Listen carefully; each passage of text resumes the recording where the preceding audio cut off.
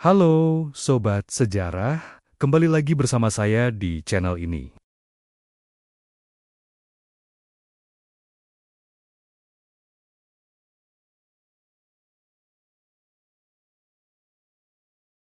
Hari ini kita akan membahas topik yang sangat menarik tentang hubungan Tan Malaka dengan Partai Komunis Indonesia atau PKI. Pernahkah kalian bertanya-tanya, mengapa sosok Tan Malaka sering dikaitkan dengan PKI, padahal faktanya lebih kompleks dari itu? Mari kita kupas bersama-sama. Tan Malaka memang pernah menjadi bagian penting dalam PKI di masa-masa awal. Pada tahun 1921, ia terpilih sebagai ketua PKI untuk wilayah Hindia Belanda. Sebagai seorang pemikir dan aktivis, Tan Malaka memiliki visi yang jelas tentang kemerdekaan Indonesia. Ia melihat perjuangan kelas sebagai salah satu cara untuk membebaskan rakyat dari penjajahan. Namun, yang menarik adalah bagaimana perjalanan politiknya kemudian berbelok. Perbedaan pandangan dengan PKI mulai terlihat ketika ia tidak setuju dengan strategi pemberontakan yang direncanakan PKI pada tahun ke-1926.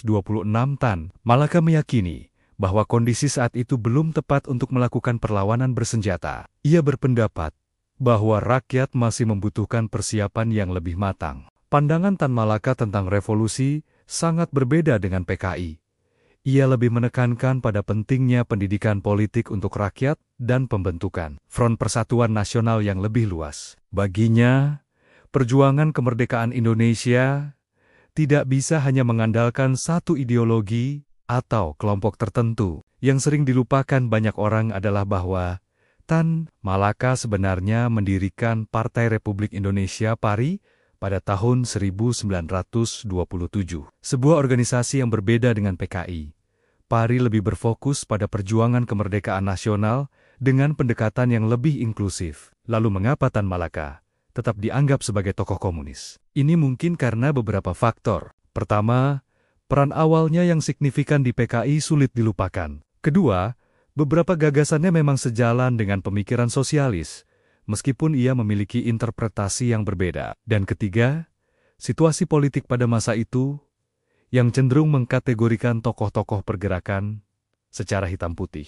Yang perlu kita pahami adalah bahwa pemikiran Tan Malaka jauh lebih kompleks dari sekadar label komunis. Ia adalah seorang nasionalis yang memiliki pemikiran progresif tentang kemerdekaan Indonesia. Kritiknya terhadap kolonialisme dan kapitalisme tidak selalu berarti ia sepenuhnya menganut paham komunisme. Tan Malaka lebih tepat disebut sebagai seorang pemikir revolusioner yang independen. Ia mengambil berbagai inspirasi dari berbagai aliran pemikiran, namun tetap mempertahankan karakteristik pemikirannya sendiri yang unik. Fokusnya selalu pada kemerdekaan Indonesia dan kesejahteraan rakyat. Pelajaran penting yang bisa kita ambil adalah bahwa sejarah tidak selalu hitam putih. Pemikiran dan perjuangan tokoh-tokoh sejarah seperti Tan Malaka perlu dipahami dalam konteks yang lebih luas. Mereka tidak bisa hanya dilihat dari satu sudut pandang atau dikategorikan secara sederhana. Nah, Sobat Sejarah, begitulah pembahasan kita tentang hubungan Tan Malaka dengan PKI.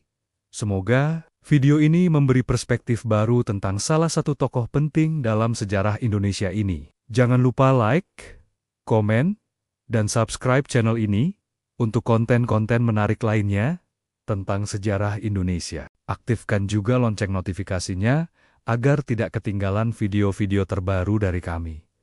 Sampai jumpa di video berikutnya. Terima kasih sudah menonton sampai akhir.